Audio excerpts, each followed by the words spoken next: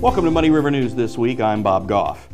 Gary Farha became the Adams County State's Attorney in December of 2016. He recently won re-election as he was unopposed and is in the middle of his second term. And today we're going to talk about some of the inner workings in the Adams County State's Attorney's office. Welcome. Thank you, Bob. Of course, we can't like get involved in active cases and stuff like that. I get that. So again, some broad strokes things just about your office and in your tenure. First off, I guess the thing I want to talk about is since you became State's Attorney, what has been the most significant change in the office? Well, that's a very interesting question. I think prior to 2019 and the pandemic, I would have said just our approach to how we prosecute cases.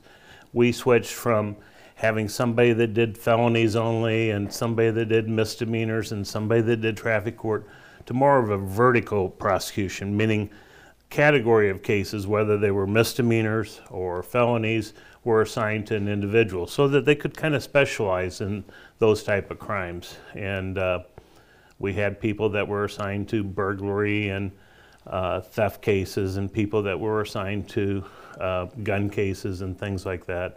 I continued to take the drug cases. We also had a lot of different changes with how we proceeded, working with the judges, going to all grand juries instead of preliminary hearings, things like that. Then the pandemic hit, and I've said this to many, many people. The criminal justice system particularly did not work well with the pandemic and the things that happened. Yeah, because the court system basically shut down. Well, our office didn't. Well, I understand that, but just the courts in general. Crime didn't. Of course not. And yes, so there were category of cases that traffic court. We didn't have traffic court for a year, essentially, and with DUIs and things like that, that didn't work out well. We had to manage the jail and manage people in jail. And then along came the crime bill, and we saw how good that's going to work when that does take effect, because after building 192 capacity jail, we were back to only having maybe 100 people in that because of COVID. And so the result of that is we had a lot of cases where you had individuals with maybe 6 or 7 cases. And that's not good for anybody. And then you'd have people that were sentenced to prison and they were spending time in the Adams County Jail because the prisons were refusing to take the people that have been sentenced to the Department of Corrections. So we're hopefully at the end of that. We're getting better. Jail population now is in the 140s. I think it will eventually get up to where we were planning on it to be. And speaking of the jail population, I know at one time the county used to, make a little money on the side by housing some feds temporarily. Is that still in play? Yes, that's going to be in play. We've never done that before. There's a lot, Pike County does it. A lot of jails rely on that revenue because the federal government does pay a per diem that is pretty high. We've never gotten to that point. We want to get to that point, and I think we will. So where are we on the COVID backlog? Are we caught up yet? Are we close? No, we're not caught up. And it almost becomes a way of life because there's been so much delay that it does happen. I would say we're probably, we're getting closer. That would be the best way to say it. Just a point, I think we're on track this year to file between 850 and 900 felony cases. Back in 2012 or 2013, that would have been the number of felonies that we would file. My first full year in office in 2017, we filed over 1,200 felonies. So there are cases that have not been brought because of COVID, and there are cases that have not gone to trial. We're still dealing with cases that are 2019 or so, and part of it is these people still get in trouble, particularly the meth cases. Those are still very problematic for us. Yeah, you don't, like you said, the crime and that activity just doesn't slow down, and sadly, it seemed that there were many people who used the pandemic as an opportunity to increase that sort of illegal business because they're like, they're really not going to do anything about it right now. Well, and that's unfortunate. Somewhere there's got to be, and methamphetamine is a community-wide problem. It leads to other crimes, certainly. And at some point, we're going to have to approach it differently. Right now, what we try to do is we arrest all individuals that have had those charges. You know, there's a lot of people that say you shouldn't bring them into the criminal justice system. I disbelieve that. I think you need to somehow get them in a situation where you almost force them into treatment. That has been successful in some cases. In some cases, it hasn't. And again, the pandemic, because it stretched those cases out, particularly has hurt us. But meth is a real problem for this community.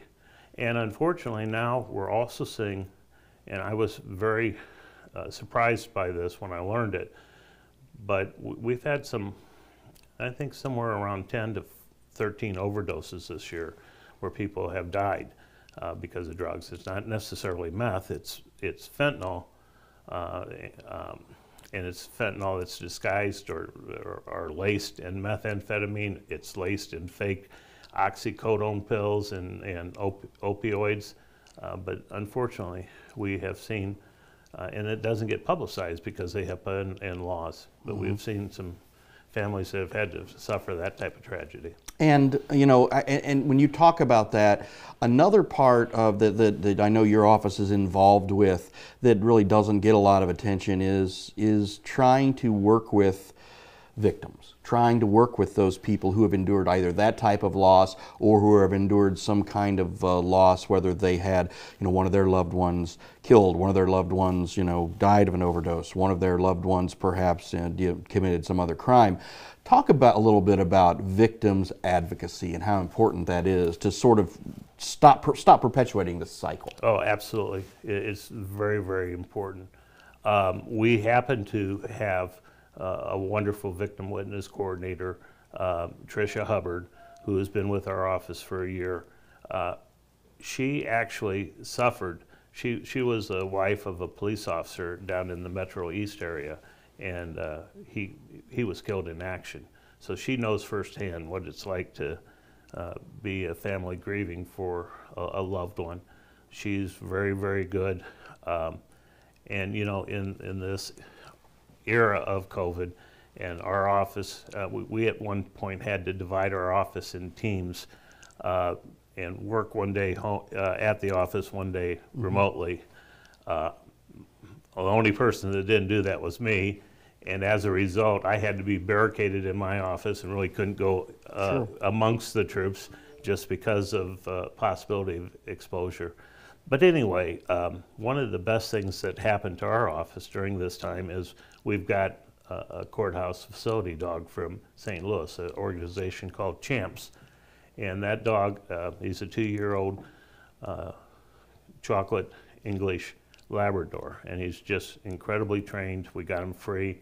We raised over $10,000 to secure his being there without cost to the taxpayers. And Hoagie has just been great with victims. He is wonderful. He has enthused our office again. It's as crazy as that thing seems, but everybody looks forward to a couple times a day he gets loose. On purpose, we let him roam the office.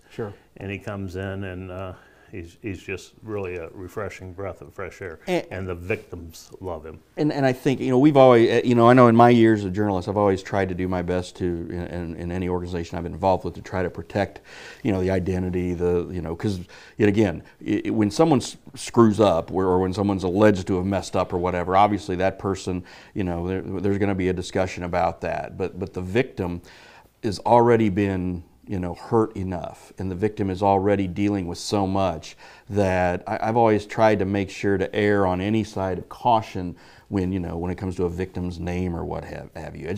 I've always thought that was really the victims have enough going on, and to try to sort of facilitate that, and they're gonna be bothered enough by a story that's going to be out there anyway. Absolutely, and that brings home a situation that happened in the last week and a half, and we're already dealing with that person, and that's the case that got a large amount of publicity, the Bradley Yan, Sure. Karen Blackledge case. But the victim there, one of the victims there, is a woman in her 70s, and she had things happen to her that nobody should ever endure, certainly not a 70-year-old. Right. Very reminiscent of a case back when I first started in the 1980s, where a local physician and his wife that were in their 70s, she was raped, and the physician had to sit and watch that happen. So yeah, those people are immediately traumatized, and so we have an appointment with her next week, and we're going to make certain that she gets referred to counseling and things that she needs to do, and we will do what we can.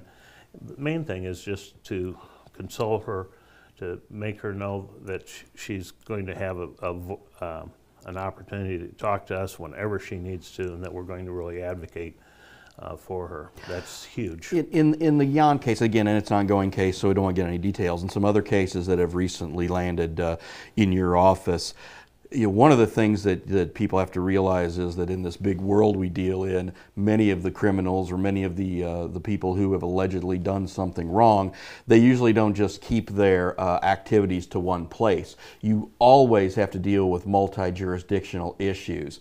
How has that been over the last, in your tenure there? Has that gotten easier? I don't know if that's a COVID thing or not, but I'm just talking about maybe political climate in general. You and many other people have always contended that a sheriff's office or a state's attorney's office should not be political. You should run as an independent. There should be no titles there. How has it been though in trying to deal with these other counties to try to work with and do what you need to do for justice? Well, we've tried to within the 8th Judicial Circuit, which is our county, Brown County, Pike County, lovely Menard County. Menard County, Schuyler County. I did some political work in that race, yeah, so I remember it well. Cass County, yeah, and Calhoun County. We work well together. Zach Boren at Pike County, we talk probably once every couple of weeks. We work really well with the federal government. We have a great relationship with the Central District. They take some of the cases from us with our consultation, our blessing, because that's important. For whatever reason, criminals fear the federal system much more than they do our system. But there are some problems, and I mean the Yan case is going to highlight a lot of problems because of the situation in St. Charles where they had released him accidentally, but he had not posted any bond. So if he was subject to, I think, a $50,000 cash bond.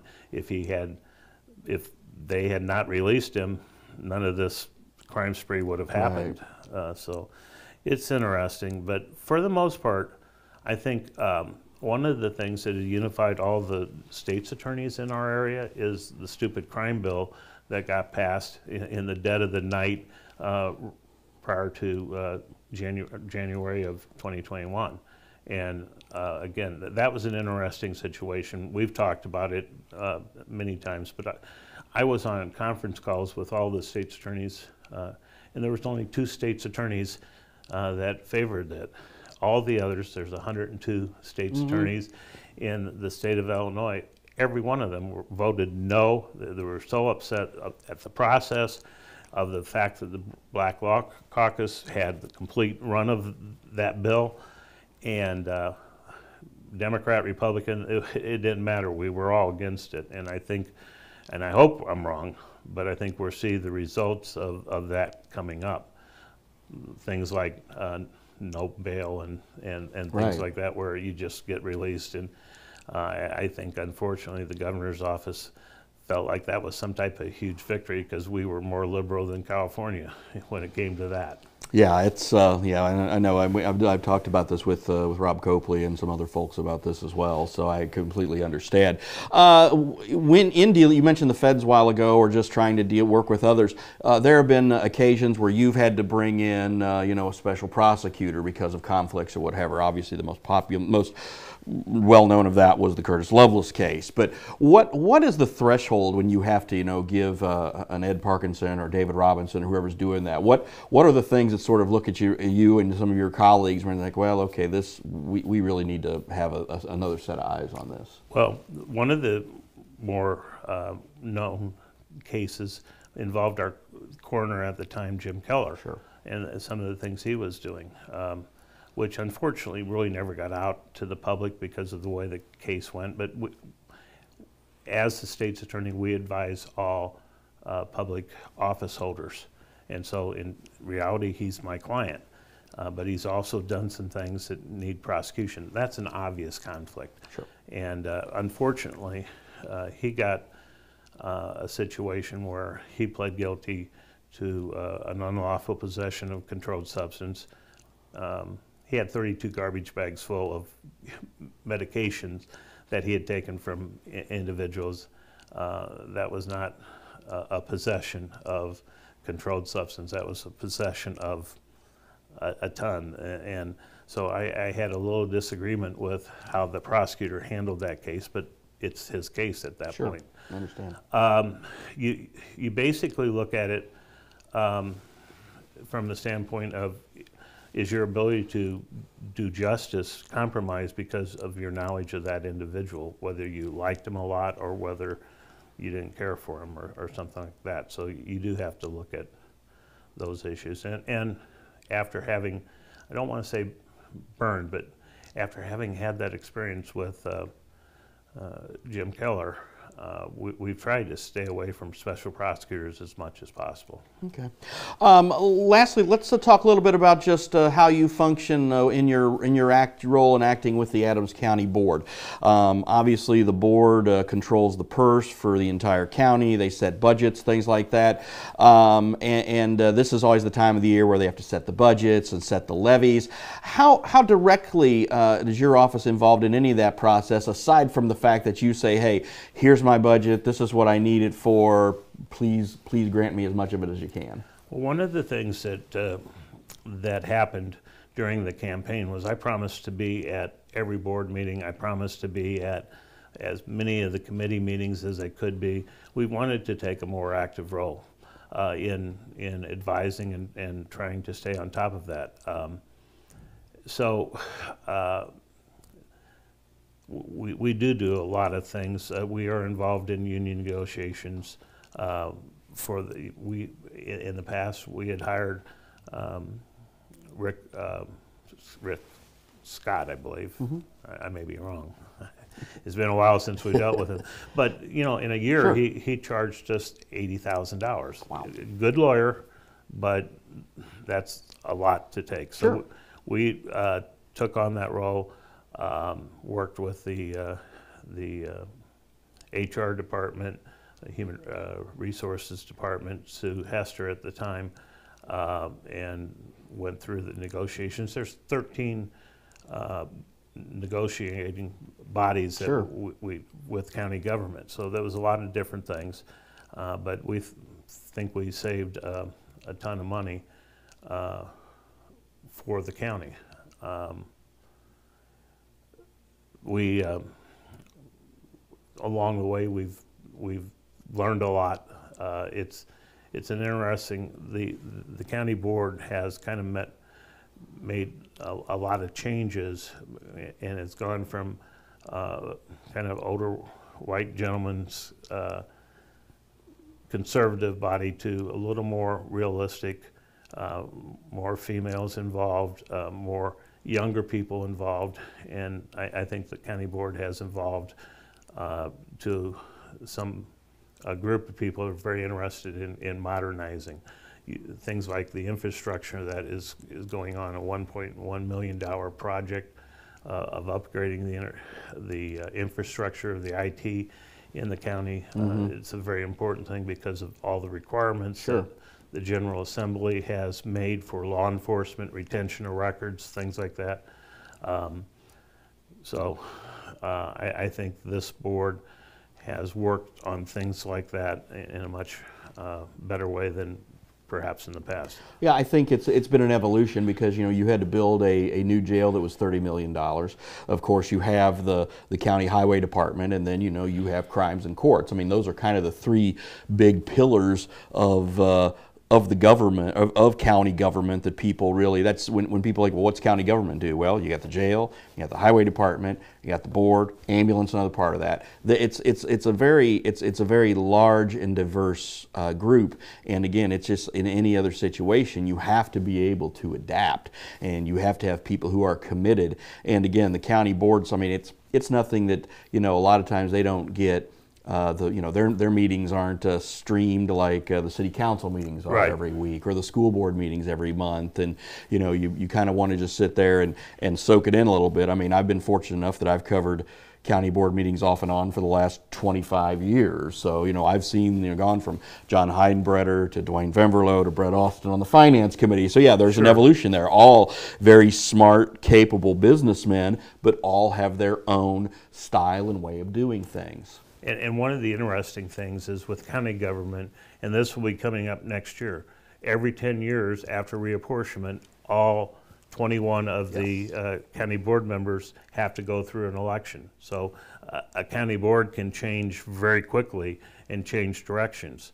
The county board right now is dealing with something they've never dealt with, and that's the influx of $12.7 million through the ARPA funds, or the American Rescue, whatever it stands for, which is quite interesting because with those funds come a lot of stipulations, things that I'm certain that the Adams County Board would have done if allowed to do so with this money, which was pay down debt and prop up the different funds that would need to in normal circumstances need to be propped up. But there's very good news on the county government front. I mean, the ambulance department has solved a huge deficit in very quick time, just with better management, better billing practices, better payouts. That was a big drain on county government. The Adams County Health Department does a great job. Jared, I think his budget request this year is so low just because he knows the grants. He does a great job with that. So there's a lot of positive going on, and at the same time, they're finding ways to spend the $12.7 million over the 2 years that will benefit Adams County, hopefully. Final question then, since you brought up Jared Welch and the whole, when the county was going through all of its COVID struggles and dealing with jurisdiction on who gets masked and who gets vaccinated, it seemed to me like that the state was, there were certain areas where they just tried to do overreach, but then there were certain areas where they were hands off and the Attorney General didn't issue certain opinions. I know your office took some heat, Jared's taken heat, everybody's taken heat over how to do this, but the bottom line was there were a lot of people who were just scared that if we don't do this, the state's going to pull our funding. And wasn't that the bottom line and the motivation for most of these things? Yes, and what was really traumatic is I didn't pursue this office to be dealing with some of this stuff. We're not trained for it. All I know is like closing the businesses and complying with the governor's mandates and things like that. I come from a family of shopkeepers. Right. I know what it would have meant to close businesses, and I wasn't going to be a part of it. And I don't think Adams County had the appetite to be a part of it. People I respected got on me terribly for not doing that or not enforcing the mask mandate. That's just not who I am. That's not what our community is either. And so Yes, we did take some heat, and we continue to take some heat. One of the things, when you do an analysis, what is the state's attorney's biggest responsibility? Prosecute crimes. How do you prosecute crimes? You ultimately end up with a jury trial. How do you win jury trials? You have the confidence of the people. If we do something controversial on non-criminal cases and we come in with a jury venari of people that are absolutely mad at us because we affected their lives, that's a real problem. And, you know, do I feel bad that we lost a number of people in our community to COVID? Absolutely, and I'm going to have to live with that. And I didn't want to participate in that, but at the same time, I don't think government should be telling us what to do in our personal lives. So really difficult situation, really uncomfortable situation. And, you know, for the first time since I've been doing this job, I lost enthusiasm for the job just because of those decisions, which are something we're not trained to do. All right. Well, on that note, again, I want to thank you for your time today. Thank you, Bob. Gary Farha, Adams County State's Attorney. And that's Muddy River News this week. I'm Bob Gough. Thanks for watching.